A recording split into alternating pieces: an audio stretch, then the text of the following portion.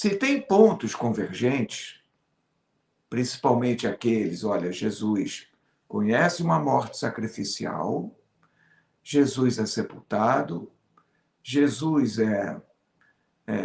ressuscita, Jesus convive um período de tempo com as pessoas e depois ascende aos céus.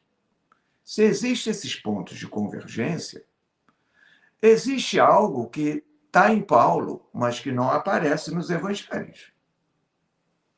Por exemplo, de forma tão forte, enfática e praticamente exclusivista como alguns pontos em Paulo, não aparecem com tanto vigor nos evangelhos. Por exemplo, Paulo parece ter muita autonomia, muita liberdade.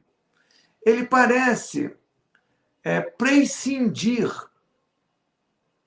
do Jesus histórico. A teologia paulina, pela urgência que ela instaura, diante de uma parousia que está para acontecer, uma segunda vinda que está para acontecer na geração de Paulo, não é decisivo nessa mensagem paulina falar de Jesus, do Jesus de Nazaré. É o Jesus ressuscitado que é o centro da aposta paulina e das interpretações que Paulo oferece de abertura dos recém-convertidos ao movimento de Jesus, sem Jesus, ao judaísmo. É a ideia de como ele vai reler o ser filho de Abraão, como ele relê isso. Então, de alguma maneira, a aposta paulina, ou a mensagem desse Jesus ressuscitado, está no querigma, morte e ressurreição. Quando a gente vai aos evangelhos, que são posteriores às cartas paulinas, esse querigma está lá, mas não é tão decisivo. Existe uma mensagem, ou mensagens de Jesus. Por exemplo, o reino de Deus. Existem temas contidos nas falas de Jesus que estão passando ao largo, ou passaram ao largo do material paulino. Então, enquanto Jesus fala de um reino de Deus, em muitas passagens, no aqui e agora, um reino instaurado. No nosso aqui e agora, no aqui e agora dele. E o convite para renovar as relações sociais, as relações econômicas, as relações políticas, uma nova terra. Nesse reino de Deus que Jesus crê que está sendo instaurado, não é um reino que virá, mas um reino que está sendo por ele instaurado. Isso não aparece em Paulo, de forma alguma. De forma alguma. A aposta de Jesus,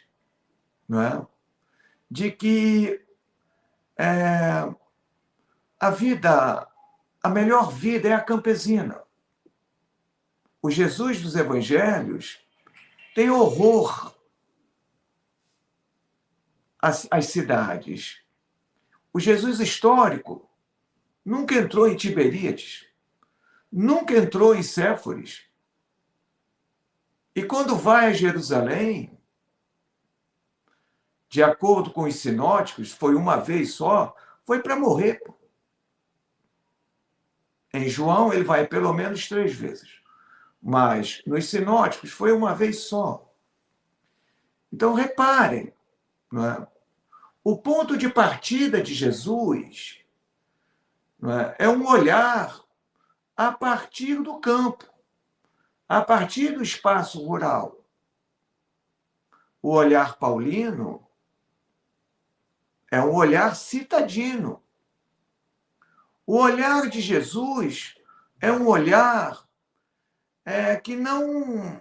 O Jesus histórico, que não passa por qualquer princípio de helenização.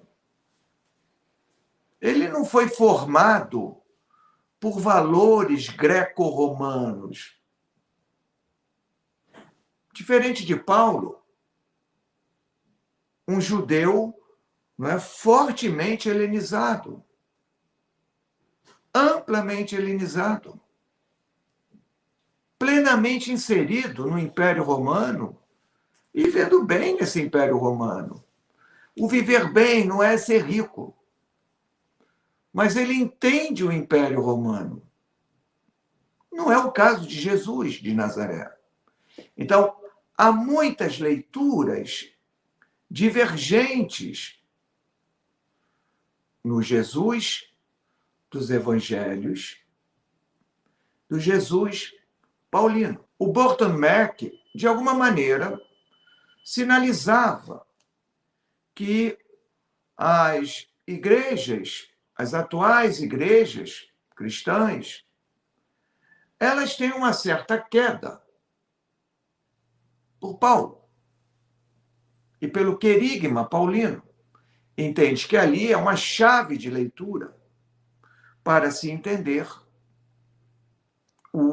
a verdadeira essência daquilo que se chama cristianismo.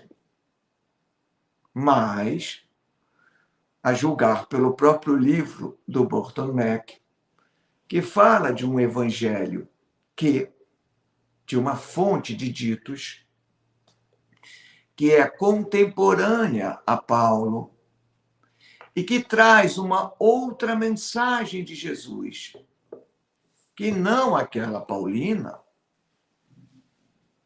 e que hoje é um espaço, é um lugar de grande debate.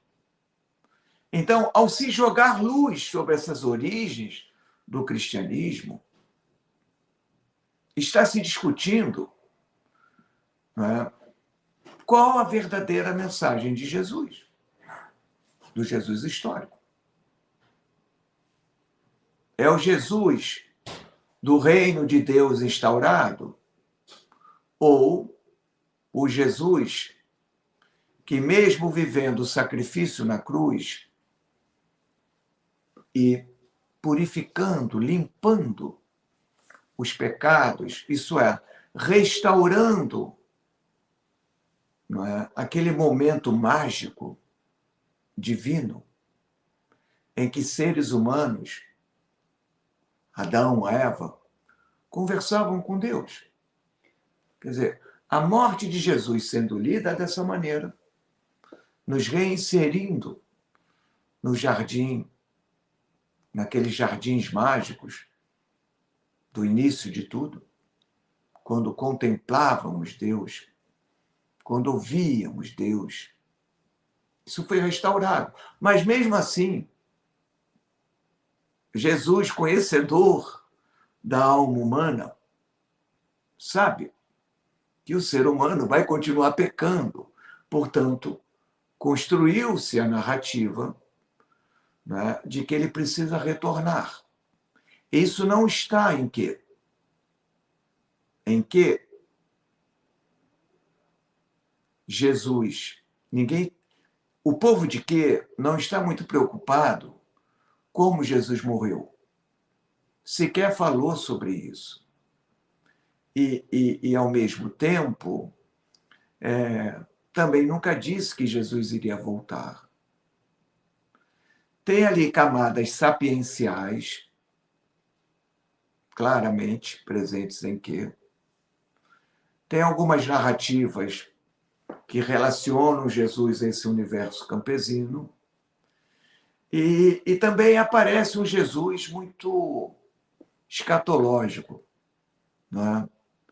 E é onde há algumas percepções ali de Jesus sobre o fim dos tempos. O Jesus histórico, na medida que os debates sobre Jesus retornam com muita ênfase na segunda metade do século XX e entra também pelo século XXI, não é? Isso reacende essas disputas, não é? Reacende esses retratos em torno da figura e da mensagem e do chão, né?